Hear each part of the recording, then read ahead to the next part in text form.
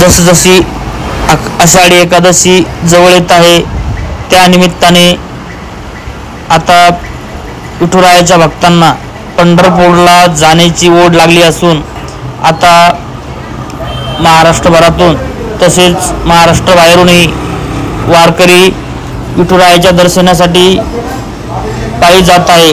तसेच जालना येथून जात असलेली दिगंबर महाराज पायी दिंडी आपली दिगंबर महाराज पायी दिंडी सोहळा चिनावल ते पंढरपूर। चला